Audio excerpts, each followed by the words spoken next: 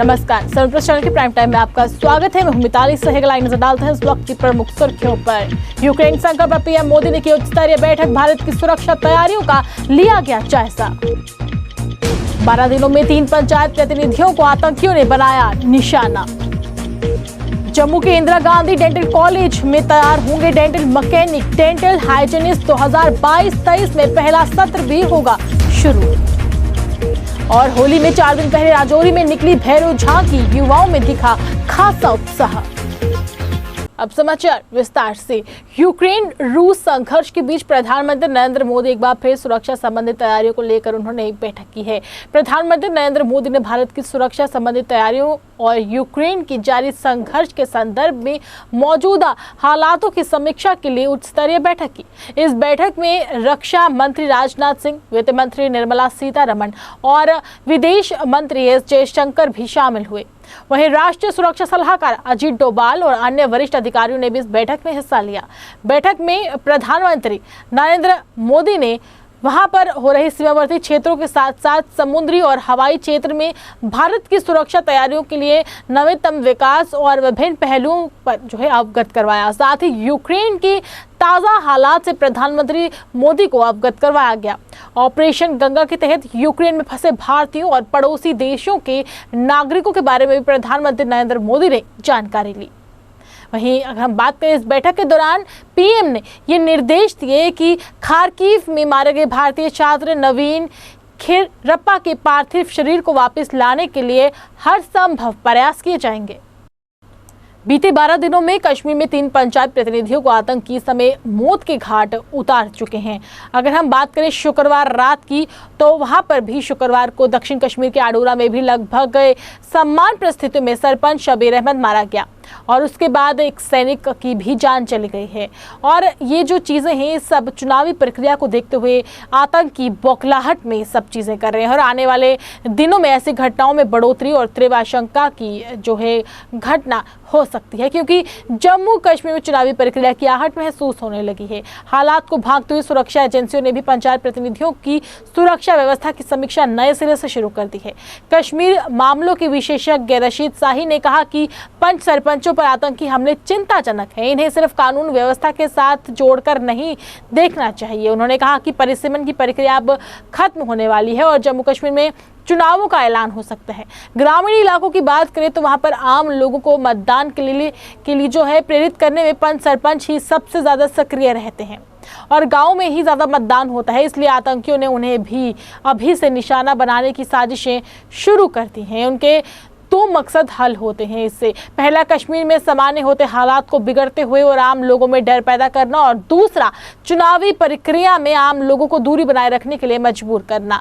वहीं पंचायत प्रतिनिधियों की हत्या से ग्रामीण अंचलों में राजनीतिक हलचल लगभग ठप हो सकती है और वे चाहते हैं कि लगभग सभी पंचायत प्रतिनिधि किसी न किसी राजनीतिक दल से जुड़े रहते हैं।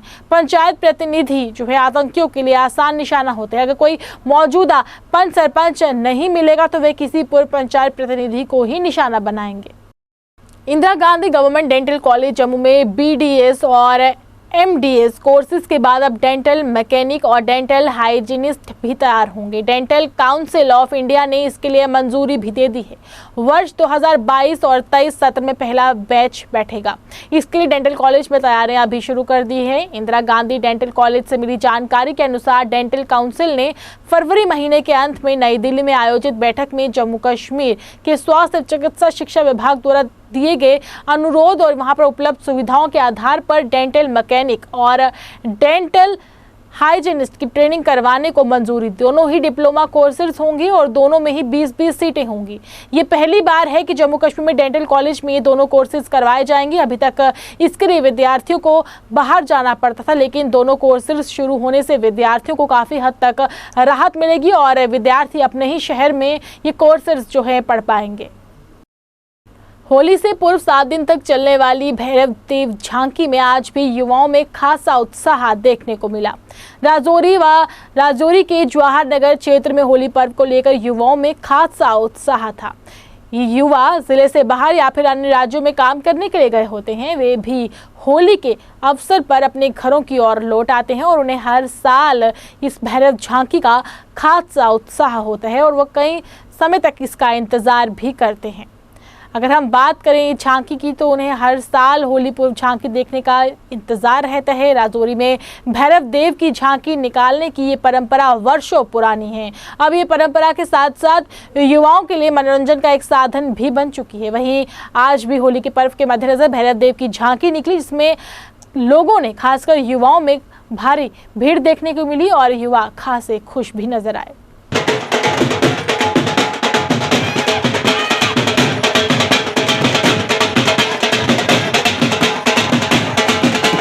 जय हो भैरव बाबा की। होली का उत्सव बड़ी धूमधाम से राजौरी के शहर में मनाया जाता है। हर साल की तरह इस साल भी 2022 के इस साल भी होली का जो महाउत्सव है उसकी शुरुआत 10 तारीख से हो चुकी है, जो कि जवाहरनगर में भैरव बाबा की जो झांकी निकाली गई थी। आज राजौरी में 11 तारीख को हनुमान जी की झांकी के साथ आज का राजौरी सिटी का जो भैरव का झांकी का शुभ आरंभ जो है वो हो चुका है। अभी आपने देखा भैरव बाबा की जो झांकी है, भैरव बाबा तैयार हो रहे हैं। बस कुछ ही देर में जो 5 से 10 मिनट में भैरव बाबा की झांकी अभी यहाँ से प्रस्थान करने शुरू हो जाएगी। पूरे शहर का जो परिक्रमा लेके दोबारा इस मंदिर में समाप्त होगी। बड़े दूर दराज से यहाँ के लोग ये जो होली भैरव बाबा की झांकी देखने आते हैं। मैं सभी लोगों को धन्यवाद देना चाहता हूँ कि एक जो कल जो यूपी में बड़ी प्रचंड बहुमत से यूपी सरकार जो जीती है, अपनी भाजपा सरकार जो जीती है, उसकी भी बहुत ढेर सारी बधाई देना चाहता हूँ। लक्ष्य पे जैसे सब हर साल की तरह इस साल भी भैरव देव की झांकी यहाँ पे निकलने जा रही है। कल से होलियाँ स्टार्ट हुई थी, उसी सिलसिले में कल जवाहरनगर से भैरव बाबा की झांकी का शुभ आरंभ हुआ था। आज उसका दूसरा दिन सिटी में है। सबसे पहले हमने हनुमान जी की झांकी पूरे शहर की परिक्रमा करने के बाद अभी मंदिर में आई है, और उसके बाद भैरव देव की झांकी अब कुछ ही देर में यहाँ पे भैरव बाबा का रूप जो धारण करते हैं अरुण कुमार वो तैयार हो रहे हैं। कुछ ही समय में वो आपके बाहर शहर में तहसील बाजार में आ जाएंगे मंदिर से होके। ये परंपरा काफी देर से चलती आ रही है। इसको निभाते हुए हमें भी 15-18 साल में हो गए हैं। हमारी टीम को जितने भी हमारी भैरव कमेटी के मेंबर हैं, तो सभी इस काम को निभा रहे हैं अच्छे ढंग से। इसमें एडमिनिस्ट्रेशन का बहुत बड़ा जबरदस्त रोल रहता है, सिविल एडमिनिस्ट्रेशन हो या पुलिस एडमिनिस्ट्रेशन हो, क्योंकि वो इस चीज़ को कामयाब बनाने में जैसे हमारा समाज पूरा मिलकर इस चीज़ को कामयाब बनाता है, वैसे ही एडमिनिस्ट्रेशन का भी बहुत बड़ा योगदान रहता है इसमें, इस चीज़ को सफल बनाने में।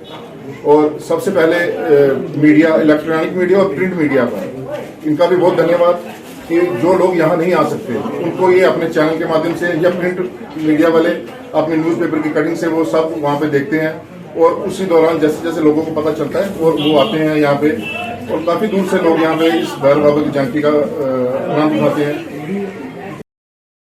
जम्मू कश्मीर टीचर फोरम की तरफ से रविवार को गांधीनगर क्षेत्र में जिला जम्मू में सदस्यता अभियान की शुरुआत की गई। फोरम के राज्य प्रधान गणेश खजूरिया ने बताया कि जिला जम्मू के सभी जोन में टीचर फोरम की तरफ से सदस्यता अभियान चलाया जाएगा और ज्यादा से ज्यादा अध्यापकों को फोरम के साथ जोड़ा जाएगा। उन्होंने बताया कि अभियान 30 जून तक जारी रहेगा। इस दौरान अन्य मुद्दों को लेकर भी फोरम द्वारा चर्चा की गई। आज जहाँ पर हमने जम्मू डिस्ट्रिक्ट की मेंबरशिप ड्राइव जो है वो शुरू की है। ये मेंबरशिप ड्राइव जो आज हम लॉन्च कर रहे हैं जम्मू डिस्ट्रिक्ट में, ये जम्मू डिस्ट्रिक्ट में 30 जून 2022 में ये कंप्लीट होगी। इसमें जो हमारे प्रोविंशियल प्रेसिडेंट बंदराड़ साहब और डिस्ट्रिक्ट प्रेसिडेंट भारत भूषण जी की देख रेख में ये होगी मेंबरशिप ड्राइव। पूरे जितने हमारे 14 जोन हैं जम्मू डिस्ट्रिक्ट के, उसमें जो मेंबरशिप मतलब कि लगभग जहाँ पर 20,000 से ज़्यादा टीचर्स हैं इस डिस्ट्रिक्ट के अंदर, हमारी जो टीम्स हैं हम सब स्कूल कवर करेंगी ताकि हमें पता निशानदेही हो सके कौन से लोग जो हैं वो जम्मू कश्मीर टीचर्स के बाद जुड़े हुए हैं। और उसके बाद सभी डिस्ट्रिक्ट में जो मेंबरशिप जो ड्राइव है वो लॉन्च की जाएगी। और मैं जो कल हमारे principal secretary Shri BK Singh ji ने एक JDUs की एडजस्टमेंट की लिस्ट निकाली, मैं उनका भी शुक्रिया अदा करता हूँ। और साथ में जो हमारे SSL के अपर ग्रेडेड स्कूल से मिडिल स्कूल, उनमें जो पोस्टें उन्होंने ट्रांसफ़र किया नॉन प्लान से स्कूलों के अंदर, क्योंकि जो लोग लगभग थ्रू SSR भी हमारे टीचर लगे हुए थे। पिछले 8-9 साल से जो सफ़र कर रहे थे, सैलरी का इनका मसला था, जो इनका सैलरी का मसला है जो हल हो चुका है लगभग 70%। कुछ लोगों की पोस्टें हाई सेकेंडरी स्कूल से हैं और कुछ लोग हेडमास्टरों की पोस्टें अगेंस्ट पे ले रहे हैं। हमें उम्मीद है कि डॉक्टर हमारे कमिश्नर साहब इस पर कोई जल्दी डिसीजन लगे ताकि जो सैलरी का जो मसला है वो हल हो सके। और साथ में हम अपने चीफ सेक्रेटरी और LG साहब को ये रिक्वेस्ट करेंगे, क्योंकि ये ड्यूटी बन चुकी है और हमारे पर सब यूटी के रूल्स जो हैं वो लगे हुए हैं। लगभग आपने देखा होगा स्कूलों में जो एजुकेशन का सिस्टम है, चीफ सेक्रेटरी जी की अध्यक्षता में, हमारे प्रिंसिपल सेक्रेटरी जी की अध्यक्षता में काफ़ी ज़्यादा इम्प्रूव हुआ है। हम चाहते हैं अगर टीचर हमारे दिन रात काम कर रहे हैं, कम से कम जो स्टैंडर्ड है एजुकेशन का बड़ा भी है, और अब हमें यूटी के जो ग्रेड्स हैं वो जल्दी से जल्दी प्रदान किए जाएँ। भारतीय जनता पार्टी में शामिल होने वाले लोगों का भाजपा के प्रदेश अध्यक्ष रविंद्र रैना द्वारा हार पहनाकर जोरदार तरीके के साथ स्वागत किया गया। इस मौके पर प्रदेश अध्यक्ष ने कहा कि सरकारी विभागों में सेवा मुक्त होने के बाद लोग भारतीय जनता पार्टी में शामिल हो रहे हैं और उनके पार्टी में शामिल होने से पार्टी को काफी अब मजबूती मिलेगी तथा उनके मार्गदर्शन से जनता को भी लाभ मिलेगा। उन्होंने कहा कि लोग लगातार भारतीय जनता पार्टी में शामिल हो रहे हैं, जो कि एक सराहनीय कदम है। इंजीनियर संजीव बाली साहब, जो कि एक बहुत बड़े राजनीतिक परिवार से संबंध रखते हैं, इनके पिताजी स्वर्गीय बोधराज बाली साहब कई वर्षों तक जम्मू कश्मीर के अंदर कैबिनेट मिनिस्टर के नाते उन्होंने काम किया। आज स्वर्गीय बोधराज बाली साहब, जो कि एक बहुत बड़े पॉलिटिकल लीडर थे नेशनल कॉन्फ्रेंस के, उनके सुपुत्र इंजीनियर संजीव बाली साहब ने भारतीय जनता पार्टी का दामन थामा है। यह हमारे लिए बेहद खुशी की बात है कि पूरे जम्मू कश्मीर के कोने कोने से आज समाज के हर वर्ग से लोग भारतीय जनता पार्टी में शामिल हो रहे हैं। यकीनन ये उस बड़े मिशन की ओर जो भारतीय जनता पार्टी ने कदम बढ़ाया है कि जम्मू कश्मीर में अब की बार 50 के पार, और जैसा बाली साहब ने खुद कहा कि अब की बार 50 क्या 70 के भी पार, लगता है पूरे जम्मू कश्मीर की जनता आज भारतीय जनता पार्टी में शामिल हो रही है। ये मोदी साहब ने जो जनता की भलाई के काम किए हैं, गरीबों के, मजदूरों के, किसानों के, गांव के, शहर के, पहाड़ के, मैदान के, हिंदू, मुसलमान, सिख, ईसाई, जो सबका साथ, सबका विकास और सबका विश्वास इस मिशन के साथ मोदी साहब ने काम किया है, ये उसी का परिणाम है। बीजेपी ज्वाइन की है। मैं अपनी यूनियन का भी प्रेसिडेंट हूँ, पीडीडी यूनियन का भी। मुझे बीजेपी का काम करना सिद्धांत मुझे बड़े अच्छे लगते हैं। मोदी साहब के मुझे बड़े अच्छे लगते हैं, शाह साहब के मुझे बड़े अच्छे लगते हैं, और रैना साहब का काम करने का तरीका ही अलग है। जो कहते हैं वो करते हैं। हमारे डिपार्टमेंट में 12,000 मुलाजिम जो पीडीएल, टीडीएल, वो अभी परमानेंट होने वाला है। ये मुबारक मैं रैना साहब को देता हूं। रैना साहब ने बोला था एक बार, जे हम काम करेंगे और कोई नहीं करेगा, और जे बोला है और करके दिखाया है। जम्मू नगर निगम की वार्ड नंबर 19 के पार्षद अमित गुप्ता ने रविवार को रानी मंदिर के पास बनी गली का उद्घाटन कर जनता को समर्पित कर दिया। उद्घाटन करने के उपरांत पार्षद ने लोगों को विश्वास दिलवा कि आने वाले दिनों में भी उनकी भलाई तथा बेहतरी के लिए कदम उठाए जाएंगे। उन्होंने कहा कि चुनावों के दौरान उन्होंने वार्ड के लोगों के साथ साथ वादा किया था कि उनकी इस समस्या का समाधान किया जाएगा, जिसके चलते आज लोगों को गली का कार्य पूरा होने पर गली जो है समर्पित कर दी गई है। इस अवसर पर क्षेत्र के कई गणमान्य लोग भी उनके साथ विशेषकर उपस्थित थे। आज हमने गली का मुहूर्त किया है। रानी मंदिर की गली है, ये कम से कम 15-20 साल के बाद ये गली बनी है। मोहल्ले वालों की डिमांड थी, जब मैं इलेक्शन में खड़ा था तो जो इनकी डिमांड थी आज मैंने पूरी की है। आज गली और नाली बनके तैयार है। मेरे साथ रानी मंदिर के मौजी लोग हैं जो खड़े हैं, इनकी बदौलत मैं जीता हूँ। इनका थैंकफुल करता हूँ। बाशी चाचा जी हैं, जुगदेश जी हैं, राम जी हैं, सब लोग हमारे साथ यहाँ के मौजी लोग हैं कि हम चाहते हैं कि मेरा वार्ड नंबर 1 बने, 75 वार्ड में नंबर 1 वार्ड रहे। और मैं आपके माध्यम से वार्ड नंबर 19 के लोगों से अपील करता हूं कि आप मेरा साथ दीजिए, मैं और ज़्यादा डेवलपमेंट करा सकता हूं। तो ये लागत कम से कम 5 लाख की लागत से ये गली और नाली बनी हुई है। और मेरे साथ जितने ये मेरे साथ मौजी लोग खड़े हैं, इनका हमेशा मेरा साथ रहा है, हमेशा मेरे साथ रहते हैं। जब भी इनको फ़ोन किया इन्होंने मेरी मदद की है हर लिहाज से, कि मुझे बूस्ट करते हैं कि आप और अच्छा काम कराएं, हम आपके साथ हैं। जैसे रानी मंदिर, चांद नगर, रानी मंदिर, काशी नगर के लोग हैं, प्रेम नगर के लोग, बाकी वार्डों के जो मेरे वार्ड के लोग हैं जो साथ, उनसे भी अपील करता हूँ, बाकी राजीव कॉलोनी, विक्रम चौक, नहर वाले एरिए से, कि आप मेरा साथ दीजिए और ज़्यादा मैं डेवलपमेंट कराऊँगा। कि और ज़्यादा वार्ड नंबर जो हमारा वार्ड नंबर 19 है वार्ड नंबर 1 बने। और फिर से इनको मैं शुक्रिया अदा करना चाहता हूँ कि आज ये गली और नाली बन के तैयार है। और ज़्यादा जो आगे डिमांड होगी डेवलपमेंट की, और मैं ज़्यादा से ज़्यादा मेहनत करके। शिवसेना जम्मू कश्मीर इकाई ने केंद्र सरकार पर कर्मचारियों को दबाने के गंभीर आरोप लगाए हैं। आयोजित एक पत्रकार वार्ता में प्रदेश प्रमुख मनीष साहनी ने कहा कि प्रदर्शन निगरानी पोर्टल, जिसमें कर्मचारियों को ऑनलाइन अपनी मासिक क्रियाकलाप की जानकारी देने के आदेश को लेकर चतुर्थ श्रेणी के कर्मचारी समय भारी दबाव में हैं। इन कर्मचारियों के लिए एक तरफ कुआं और दूसरी तरफ खाई की स्थिति बनी हुई है, क्योंकि इन श्रेणी एवं निचले स्तर के कर्मचारी, जिनमें चपरासी, ड्राइवर, लाइनमैन, एसपीओ आदि, किस प्रकार से सरकारी रोस्टर से न्याय कर पाएंगे। इन कर्मचारियों पर पहले से ही अपने अधिकारियों के निजी कार्यों का भारी दबाव रहते हैं। मना करने पर भी उन्हें अधिकारी के गुस्से का शिकार होना पड़ेगा और रोस्टर में गलत जानकारी देते हैं तो सरकार के डंडों का भी समय उनको डर सता रहा है। वहीं शिवसेना ने इन कर्मचारियों को राहत देने की केंद्र सरकार से अपील की है। शिवसेना जम्मू कश्मीर इकाई की तरफ से आज जो हमने पत्रकार वार्ता का आयोजन किया है, वो आम आदमी और सरकारी कर्मचारियों की जो बचत योजना है, जो उसकी बचत राशि है, उस पर लगातार जो सरकारी हंटर चल रहा है, जो उस पर प्रहार हो रहा है, उसकी निंदा करने के लिए। देखिए, इस समय आम आदमी जो बैंक अकाउंट खोलता है, उसकी सेविंग बैंक की ब्याज दर जो है लगातार नीचे जाती जा रही है। FD के अंदर या किसी भी तरह की बचत योजना के अंदर जो अपना वो पैसा जमा कराता है, उसके अंदर सरकार ने ब्याज के अंदर बहुत ज़्यादा लगातार कटौती की जा रही है। सरकारी कर्मचारियों का जो प्रोविडेंट फंड का पैसा है, हाल ही के अंदर उसके अंदर भी बहुत बड़ी कटौती कर दी। भाजपा नेता बलदेव सिंह बिलोरिया ने पार्षद ज्योति देवी के साथ गांधीनगर विधानसभा के क्षेत्र वार्ड नंबर 53 में गहरे नाले के निर्माण कार्य की शुरुआत करवाई। ये काम लगभग 35 लाख की लागत से जम्मू नगर निगम की देखरेख में किए जाएंगे। भाजपा नेता बलदेव सिंह बिलोरिया ने कहा कि ये काम पर बार बार पैसा खर्च करना जनता के पैसे की बर्बादी है, जो कि पूर्व में कांग्रेस गठबंधन सरकार के दौरान हुआ करती थी। वहीं बलदेव सिंह बिलोरिया ने वार्ड नंबर 4 को मॉडल वार्ड बनाने की प्रयास को लेकर पार्षद सुनीता कोल की सराहना करते हुए कहा कि वे अपनी वार्ड के लोगों की विकास संबंधित समस्याओं को लेकर हमेशा चिंता करती है और लगातार विकास कार्य भी वहां पर जारी हैं। आज वार्ड नंबर 53 में जहां की पार्षद ज्योति देवी द्वारा ये काम शुरू करवाया गया है। ये काम लगभग इस वार्ड में मैं देख रहा हूं कि ब्लैक टॉपिंग का काम, नालियां का काम, ड्रेन कवरिंग का काम, पार्कों के काम लगातार जारी हैं। और इस काम का जो आज शुरुआत की गई है वो लगभग 35 लाख का काम है। इसमें टाइल वर्क भी हुआ है और कुछ ड्रेन का काम हो रहा है, कुछ कवरिंग का काम हो रहा है।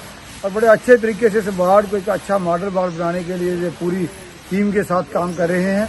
चाहे वो सरकार की स्कीम्स हो उसके लिए काम करना, चाहे ऑर्गेनाइजेशन का काम करना, चाहे लोगों की विकास कार्यों को लगातार उन तक पहुँचाना। जो एक कारपोरेटर को लोग चुनते हैं कि वो उनके डोर स्टेप पे उनको विकास दे, उनको स्कीमें दे, उसके लिए पूरी तरह ये ज्योति जी हमारी कारपोरेटर और इनकी टीम पूरी काम कर रही है। आज हमारे सेक्टर 4 में हमने नालियों का काम काफी दिन से चल रहा था हमारा। आज हमने वहाँ पे उद्घाटन किया है कि लोगों को यही तो काफी देर से असुविधा थी। कुछ मेरी बहनें अभी बात कर रही थी कि कितने सालों से जहाँ पे कोई भी काम नहीं हुए थे, चाहे ब्लैक टॉपिंग हो, चाहे नालियों का काम हो, और भी जितने भी काम है वो इनके नहीं हुए थे। वही काम हम करवाने के लिए आज यहाँ पे आए हूँ। मैं अपनी पूरी टीम और 4 सेक्टर के लोगों का थैंक्स करती हूँ जिन्होंने 3 साल हमारा वेट किया है। 3 साल के बाद जाके हम इनके काम हो रहे हैं और जितने भी हमारे कार्यकर्ता हैं इन्हीं सबके आशीर्वाद से हम सब काम करते हैं। पर्यटन विभाग द्वारा इंदिरा नगर में जारी उत्सव के दौरान प्रसिद्ध गायक युवराज हंस ने अपनी कल प्रस्तुति थी। इस दौरान हजारों की संख्या में उन्हें सुनने के लिए तमाम लोग वहां पर पहुंचे। वहीं बेकाबू लोगों को काबू करने के लिए पुलिस विभाग को भारी मशक्कत भी करनी पड़ी।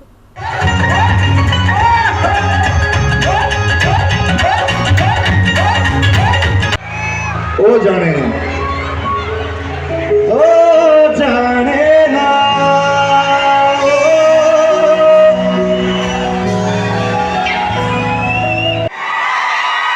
साइड वाले मेरी कपड़ी साइड दे यार बोलेगा। आजादी के अमृत महोत्सव के उपलक्ष्य में 12 बटालियन सीमा सुरक्षा बल द्वारा टाली माता मंदिर के निकट सीमा सुरक्षा बल के कार्य पद्धति के संबंध में जागरूकता कार्यक्रम का आयोजन किया गया, जिसमें राष्ट्रीय एकता के संदेश के लिए सीमा सुरक्षा बल द्वारा विभिन्न प्रकार के कार्यक्रमों का आयोजन भी किया गया। वहीं इस मौके पर आम जनता ने भी बढ़ चढ़कर उसमें हिस्सा लिया और इस मौके पर लोगों को अपने कार्य और कर्तव्य के प्रति अवगत करवाया गया। कार्यक्रम का उद्घाटन बीएसएफ की उप महानिदेशक श्रेणी मुख्यालय सुंदरबनी जम्मू राकेश नेगी द्वारा किया गया।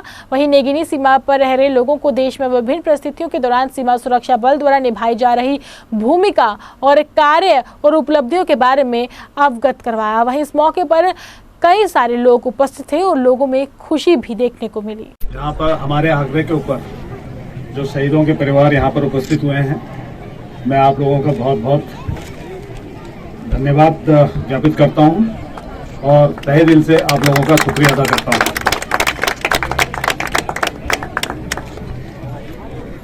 हेड कांस्टेबल प्रीतम जो कि 173 बटालियन के थे, इनकी श्रीमती कांता देवी, कांस्टेबल जोगेंद्र कुमार जो 22वीं बटालियन के थे, उनके भाई दर्शन कुमार, कांस्टेबल रमेश चंद्र जो 89 वाहिनी, उनकी श्रीमती शीलो देवी, उनकी माताजी शीलो देवी और कांस्टेबल विजय कुमार जो 122वीं बटालियन के थे।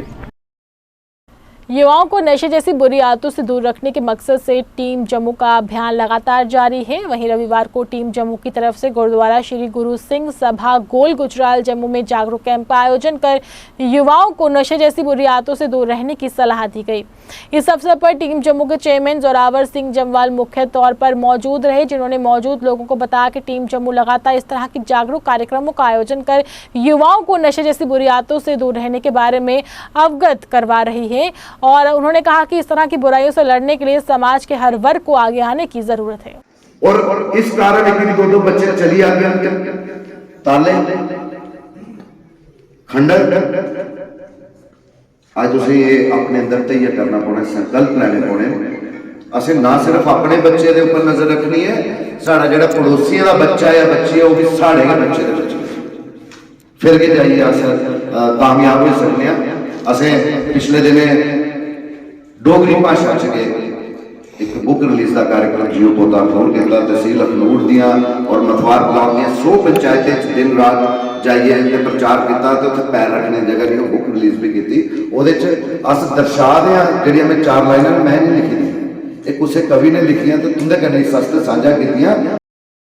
फार्मास्यूटिकल डिस्ट्रीब्यूटर एसोसिएशन की तरफ से जम्मू में आज एक पत्रकार वार्ता का आयोजन कर सरकार के समक्ष अपनी मांगों को रखा गया। पत्रकारों से बातचीत करते हुए जम्मू फार्मास्यूटिकल डिस्ट्रीब्यूटर एसोसिएशन के प्रधान राकेश गुप्ता ने कहा कि मार्केट में कुछ घटिया किस्म की दवाइयां बिक रही हैं और इन कंपनियों के खिलाफ कार्रवाई करने की जरूरत है। उन्होंने कहा कि उनके एसोसिएशन ने पहले भी इस मुद्दे को लेकर जम्मू कश्मीर प्रशासन को इसके समक्ष रखा था।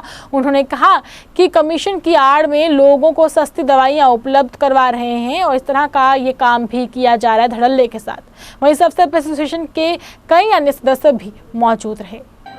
मैं पहले भी उदाहरण देता रहा कि जम्मू ऐसी जगह है जहां पे आपको हैबिट फॉर्मिंग या एडिक्टिव ड्रग्स नहीं मिलेंगी प्रिस्क्रिप्शन के बिना, और हमें फक्र है अपनी सोसाइटी का कि हम इंसानी धर्म समझते, अपने व्यापार को पहले और व्यापार बाद में समझते हैं। लेकिन आज एक ऐसी स्थिति बन गई और हमारी बार बार गुहार लगाने के बाद भी केंद्र की सरकार में नेशनल फार्मास्यूटिकल प्राइसिंग अथॉरिटी, जिसके पास मैंडेट है प्राइसेस फिक्स करने का, और दोबारा हमने मैंडेट इसके लिए इन्फोर्स करने के लिए कंपटीशन कमीशन ऑफ इंडिया को भी गुहार लगाई थी कि फेयर प्रैक्टिस मैंडेट आप इम्प्लीमेंट करवाइए।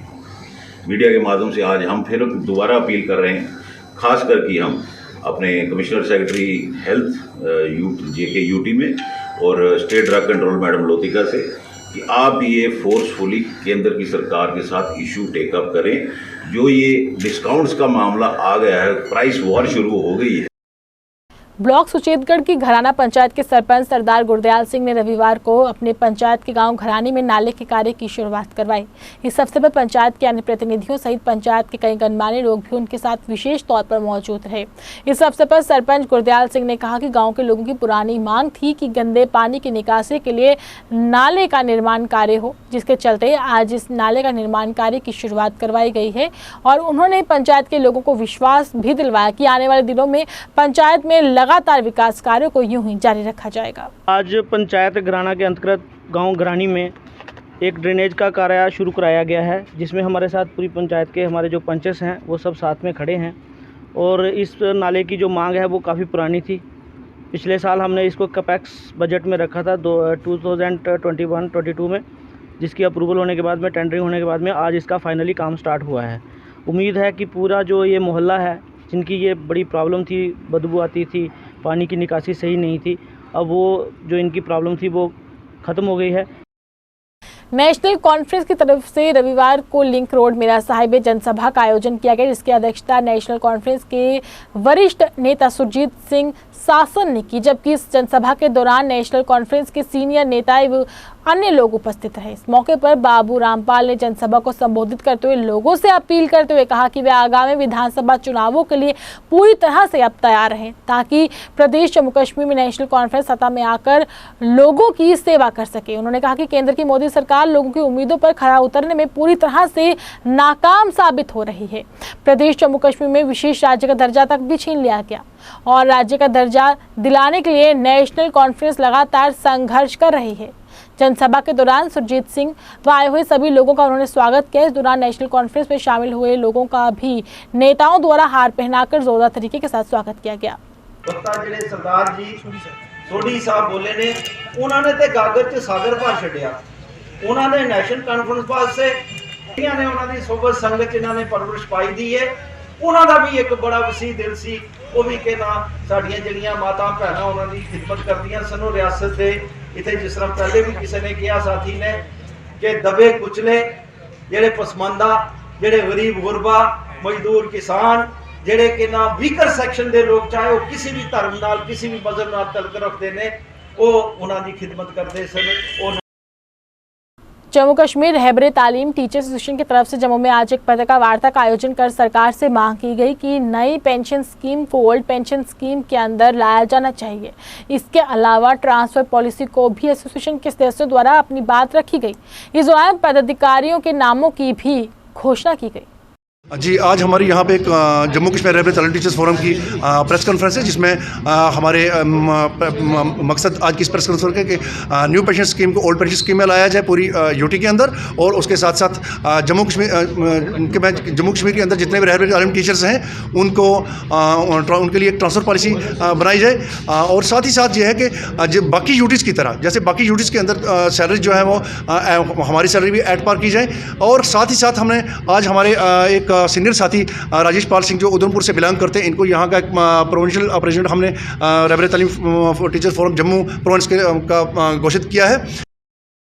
All Jammu Kashmir +2 PSC lectures association की तरफ से आज एक पत्रकार वार्ता का आयोजन कर विभिन्न मुद्दों को लेकर चर्चा की गई तथा सरकार द्वारा हाल ही में लिए गए फैसलों का स्वागत करते हुए साथ साथ कई लंबित पड़ी मांगों को भी उनके समक्ष रखा और जल्द से जल्द इन्हें राहत देने की अपील की। डिपार्टमेंट का शुक्रिया अदा करते हैं, खासकर पीके सिंह साहब का, कि उन्होंने हमारी इस डिमांड को माना है, उसको एक्सेप्ट किया है। और हमें लगता है कि आने वाले दिनों में जो हमारी जो लॉन्ग पेंडिंग डिमांड थी वो पूरी हो जाएगी। और बाकी डिपार्टमेंट के अंदर जो ट्रांसफर्स का लोगों का इशू रहता था, वो उन्होंने जो न्यू एक ATD पोर्टल के तहत फेसलेस महाशिवरात्रि के उपलक्ष्य पर शहर में विशाल लंगर का आयोजन किया गया, जिसमें काफी संख्या में श्रद्धालुओं ने पहुंचकर प्रसाद ग्रहण किया तथा भगवान भोलेनाथ जी का आशीर्वाद प्राप्त किया। इस मौके पर लंगर में आयोजकों ने बताया कि महाशिवरात्रि के मौके पर लंगर आयोजित नहीं किया जा सका था, जिसके चलते आज ये लंगर लगाया गया है, जिसमें सैकड़ों की संख्या में श्रद्धालुओं ने पहुंचकर प्रसाद ग्रहण किया तथा भगवान भोलेनाथ जी का प्रसाद ग्रहण कर आशीर्वाद प्राप्त किया। आइए चलते चलते एक बार फिर से नजर डालते हैं इस वक्त की अहम सुर्खियों पर। यूक्रेन संकट पर पीएम मोदी ने की उच्च स्तरीय बैठक, भारत की सुरक्षा तैयारियों का लिया गया जायजा। 12 दिनों में 3 पंचायत प्रतिनिधियों को आतंकियों ने बनाया निशाना।